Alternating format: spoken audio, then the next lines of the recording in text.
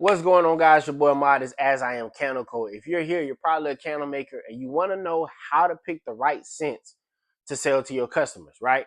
So, once again, my name is Ahmad. This is As I Am Candle Code. I've been a candle maker now for about 6 years or so, something like that. I use coconut apricot wax as my main wax, but I'm here to just, make a video about some of the things that I've learned as a candle maker, right? So, when you're choosing scents, one thing that I do is I like to go by seasons. So seasons is very, very important. So where I'm at, I'm in Florida. It's always hot. You know what I mean? It's always hot. So the first thing when I first started making candles, I would always go by seasons because I'm like, man, I don't want to sell no a sweet scent, or like a musky scent. I don't want to sell that in the summer. I might want to, or woodsy scent. I don't want to sell that in the summer. I want to sell that in the fall. I don't want to sell a tropical scent in the middle of December. You know what I mean? Even though it's Florida, I could do that, but these are things that you think about. So the first thing is seasons. Think about it as seasons.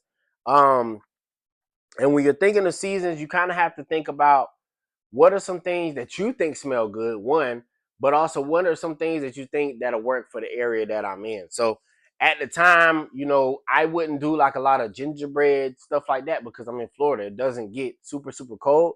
There are some people who do like that stuff, but that wasn't going to be a big seller of mine. Like I think I had a salted pretzel and it did terrible. You know what I mean? It did terrible because nobody in Florida really, I don't say nobody in Florida, nobody where I was at really wanted it. I was in South Florida, so I wasn't like Miami. Nobody really, like, it wasn't cold. You know what I mean? So it wasn't no point for me to have that scent. And I learned that fast. Seasons is good. I also do sometimes masculine and feminine scents. So that's step two, is masculine and feminine scents, gender-based scents, and it doesn't mean that they can't be gender fluid. But what I've noticed is that sometimes men have a certain palate and women have a certain palate. And so I would kind of choose like 2 cents for those things. And that's going to be the next one I'm going to talk about. But I would kind of choose like 2 cents for each one. So it's one that I like, Cocoa Butter Cashmere. Cocoa Butter Cashmere is probably my best seller. And then probably another one, probably like Love Spell. That's a popular scent. That's another thing I'm going to talk about. So Cocoa Butter Cashmere and Love Spell, those are two like feminine scents that people really, really like. Now, another one I have is for guys, I have like a Kentucky bourbon. I have, what else I got? Pipe tobacco. I have some other ones. I have like ice wood vanilla, so something kind of woodsy, something vanilla. That kind of works for men. You know what I mean? So these are things that you got to think about. You think about seasons. You think about masculine and feminine. What do men like? Masculine men like? I didn't say masculine men. What are more masculine type scents? Maybe like a woodsy, like a you know, maybe like a Santal, musk, something like that, right? So seasons, gender. Another thing is popularity. So what is popular? Love Spell I chose because I'm in my 30s.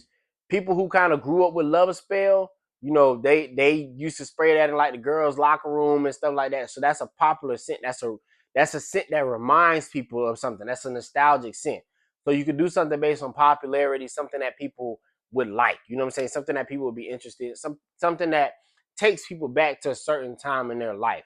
I knew Love Spell was a very popular scent because it was a Bath and Body Works scent. I think Victoria's Secret Bath and Body Works, one of them. But I knew that, okay, this is a scent that people are really gonna like because it's nostalgic. Victoria's Secret is popular. Bath and Body Works is popular. That's gonna go. So you can already choose something that people already kind of want. You know what I mean? Don't make it hard on yourself. I know you got some people like, well, I want to make a whole different scent, and you can do that.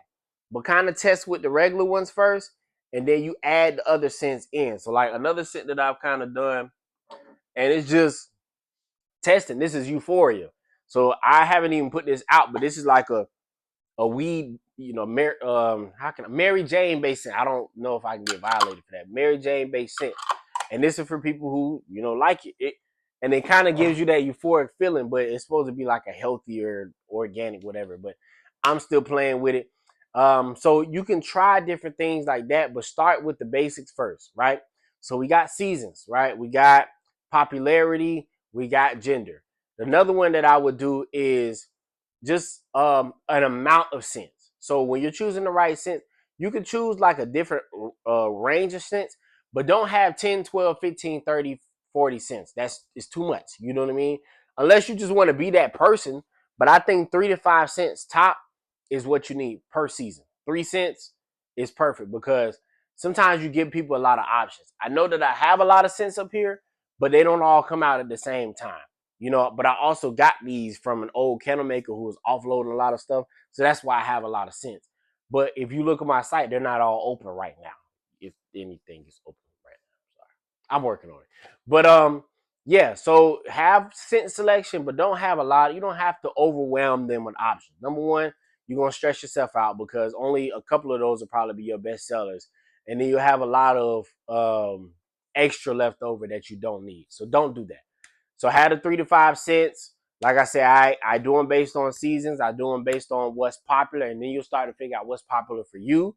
I do them based on my region. That's another thing. Like I said, I'm in Florida, so I'm not doing cents based on if I lived in Boston. You know what I mean? I'm doing it based on what people that I know that support me like. Even if that's my friends and my family right now, I'm doing it based on kind of what they like, and then I'm working on for there. So like Christmas, I have 'Tis the Season. I have Christmas Hearth. I have things like that. Those are Christmas scents. So you will get those at Christmas. You will not get, this is not Christmas in June. You're not going to get them in June. You'll get them in December. And I might be able to push them through like January. You know what I mean? So think about things like that when you're choosing the scent. This is how I choose the scent palette for my customers. Ultimately, I listen to what they say. There's some scents that they be like, yeah, I'm not feeling that. And if I get too many demands, I stop doing it. Another thing is if certain scents move faster than other scents. If those scents are moving slow, and I've seen they've been moving slow, I'll scrap them all together. I just won't do them because it's a waste of time to make, and I could make more money doing the scents that I already know work. So this is how I choose scents for my customers here at As I Am Candle Co. I hope you like. If you want to order, you can in the link. If not, you know what I'm saying, drop in a comment what you want to see more of. I hope this video was good. Until the next time, peace.